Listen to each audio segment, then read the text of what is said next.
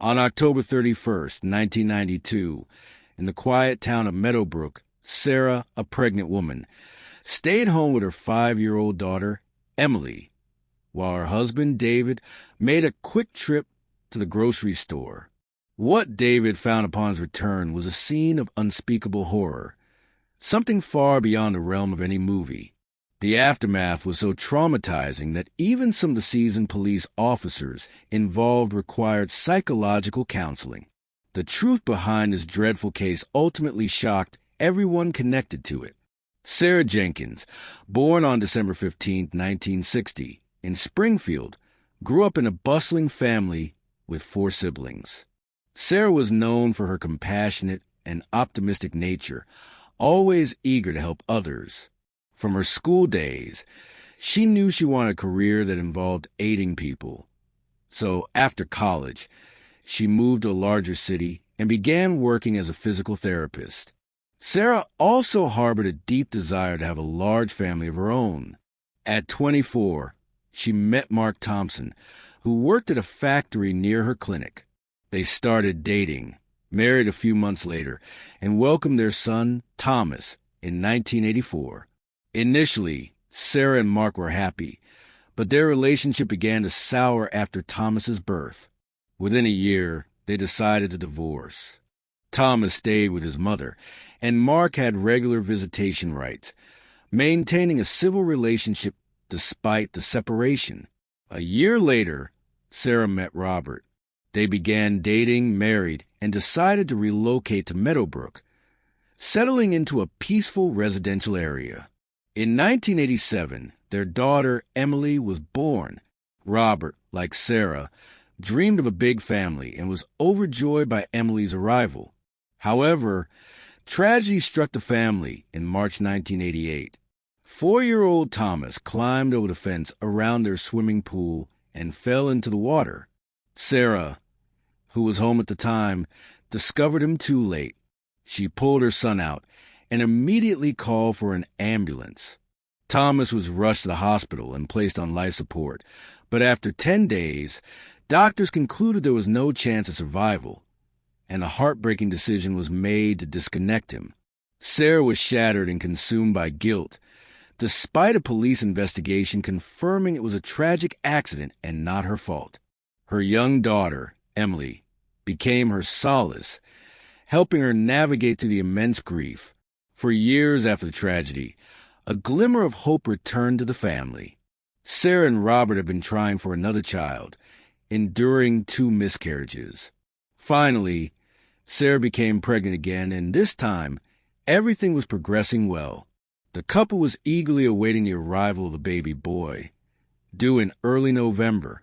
Just days before Sarah was scheduled to go to the hospital, the family decided to embrace the Halloween festivities. It was the evening of October 31st. Neighbors had decorated their homes, were handing out candy, and children were excitedly trick-or-treating.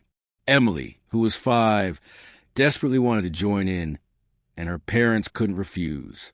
Despite being 9 months pregnant, Sarah went trick-or-treating with her daughter, while Robert stayed home to distribute candy to other children. Sarah and Emily returned home shortly before 9 p.m. Robert informed his wife that they were running low on candy and planned to drive to a nearby convenience store to restock, not want to disappoint the neighborhood kids. He left the house around 8:50 p.m. Approximately 15 minutes later, Robert returned. As he approached the house, he noticed the front door was slightly ajar, which struck him as odd. However, what awaited him inside was a genuine nightmare. Upon entering, he found Sarah lying in the hallway, surrounded by a significant amount of blood. She showed no signs of life, and Robert immediately called 911. He then noticed the body of their unborn child in the living room. Robert was in a deep state of shock, unable to comprehend what he was witnessing. For a moment, he thought Sarah might have suffered miscarriage, but he quickly realized it was far worse. Next to the child lay a human hand. Robert instantly understood it belonged to Sarah. Realizing someone had attacked his family, he frantically began searching for Emily. fearing she too might have been harmed. There was so much blood on the floor that he even slipped and fell while running through the house. Fortunately, Emily was alive, hiding behind the living room sofa. When paramedics arrived, they found a faint pulse in Sarah and rushed her to the hospital. Sadly, they couldn't save her, and she passed away in the ambulance. Her unborn child also did not survive. Not only had it been removed from Sarah's womb, but the assailant had also inflicted numerous blows upon the baby. Medical experts examining Sarah's body concluded she had been struck multiple times with a long, sharp object resembling a sword or machete. Meanwhile, police investigated the house, which resembled a scene from a horrific horror movie. Several officers later sought psychological help, unable to cope with what they had witnessed. Blood was everywhere, on the floor, walls, and even the ceiling. Investigators thoroughly examined the entire house, but found no perpetrator or immediate clues. Outside the house, police discovered bloody footprints on the sidewalk that stopped in the middle of the road, leading them to believe the killer had gotten into a car at that spot. Soon, officers found another clue on the front lawn, a wolf mask covered in blood. They speculated it belonged to the killer, as Robert stated they never owned such a mask. The evidence was sent to the laboratory, and police attempted to speak with Emily. The girl was in complete shock, but she was the sole witness and potentially could help identify the assailant. Emily told them that shortly after her father left the store, someone knocked on their door. Sarah went to answer and saw a man in a wolf mask holding a long blade. He told her, "I'm going to kill you now." After that, Sarah screamed at her daughter to run out of the house, and Emily hid behind the sofa. Emily couldn't recall what happened next until her father found her. She also couldn't help the police identify the attacker, as he was wearing a wolf mask. Initially, investigators considered Robert as a suspect. They found it suspicious how his trip to the store coincided with the killer's arrival, as Sarah was attacked just minutes after he left. When Robert returned, he stepped in blood multiple times, even falling and getting covered in it. Police didn't rule out the possibility that he might have done this intentionally to have an excuse for the blood on his clothes. However, detectives quickly found several inconsistencies in this theory. Firstly, Robert's shoes clearly didn't match the bloody footprints on the street. Secondly, the killer likely got into a car parked on a road in front of the house, but there were no blood traces found in Robert's vehicle, nor a different pair of shoes. Police went to the convenience store Robert visited and spoke to the staff member, who confirmed Robert did buy candies from him that evening, indicating he didn't have time to commit the murder. Surveillance footage from the store also supported his alibi. Detectives temporarily stopped considering Robert as a prime suspect and asked him if he had anyone in mind who might wish harm to his family. Robert immediately pointed to Sarah's ex-husband, Mark. According to Robert, Mark initially maintained a normal relationship with Sarah, but everything changed after the death of their son, Thomas, who drowned in the pool. Mark blamed Sarah, believing she deliberately killed the boy to sever all connections with him. He even filed a civil lawsuit against her, seeking to hold her responsible for the child's death, but lost the case. Even during Mark and Sarah's marriage, he occasionally behaved strangely. After Thomas's birth, he often fell into depression, distancing himself from both his wife and child. Sarah believed this was somehow connected to his childhood traumas. Mark had hearing problems from an early age, requiring him to constantly wear a bulky hearing aid. In those days, it was a rather large device, and because of it, other children constantly teased Mark. This led to him growing up introverted, practically having no friends, and avoiding interaction with women. Despite seemingly leaving these issues behind after meeting Sarah, Mark couldn't shake off his old problems completely. This became one of the main reasons for their divorce. When Sarah married Robert, Mark began harboring resentment and animosity toward her, especially disliking the fact that another man was raising his son. These feelings intensified after Thomas's death, and he began genuinely hating his ex-wife. Mark also lost his job, where he had spent most of his adult life, which also had a negative impact on him. After hearing all of this, the detectives decided to go to Mark's house and talk to him. Robert's account was clearly insufficient to make Mark the prime suspect, but since he lived only 2 miles from Sarah's house, they decided to pay him a visit right away. Officers arrived at his home around midnight and saw a pickup truck parked near the garage. They shined a flashlight inside and saw something resembling blood on the steering wheel and keys. Afterward, they knocked on the door, but nobody answered. The lights were on, and officers could hear water running inside the house, leading them to suspect that Mark might be disposing of evidence or cleaning blood-stained clothes. So they continued knocking.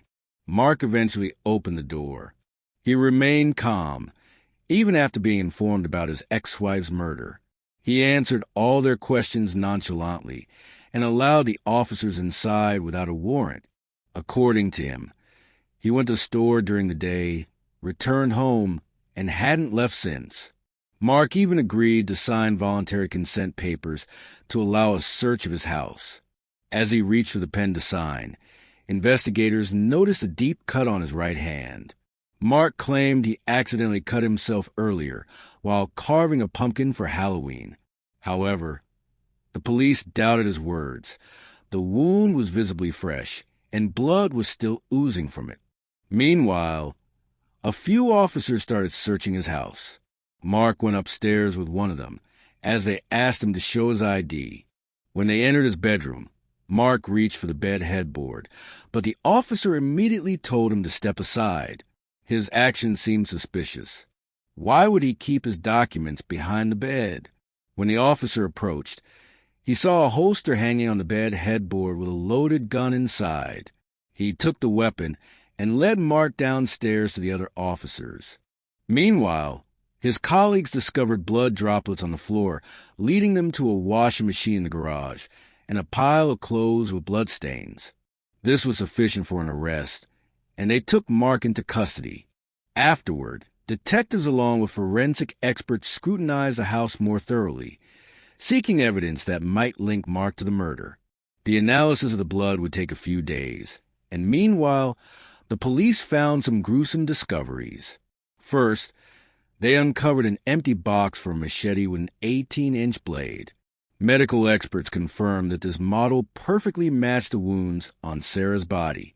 Secondly, Mark had 2 makeshift coffins in his house, leading detectives to suspect they were intended for Sarah and Robert. Additionally, the police found body bags typically used by medical staff. Considering Mark had no association with these items, it raised significant concerns. Putting all these pieces together, the police wanted the judge to request a warrant for Mark's arrest for an extended period. Without it, they could only detain him for a limited time. However, the judge deemed the evidence too circumstantial. As a result, Mark had to be released, and he walked free. Nevertheless, 3 days later, the detectives received the answer from the lab. Experts found 2 types of blood at the crime scene, belonging to different individuals. Blood type analysis revealed that the majority of it shared the same blood type as Sarah, with a small amount matching Mark's. Apparently, he injured himself during the attack on his ex-wife. This time, the judge promptly issued an arrest warrant, and Mark was officially charged with the murder of his ex-wife and her unborn child. Soon, detectives found another piece of evidence linking him to the crime. Speaking with Mark's acquaintances, they learned he owned the exact same wolf mask found near Sarah's house. On the previous Halloween, he wore it to a party, and police even discovered a photo of Mark wearing the mask. To eliminate any doubts, they found in his home the exact clothing he wore in that photo. The story of the mask didn't end there. To further strengthen the case, police interviewed all of Sarah's neighbors about that evening. It turned out that children going door to door for candy saw an adult man wearing a wolf mask standing across the street from the victim's house, staring at it. Notably, they spotted him around 7 p.m., 2 hours before the murder.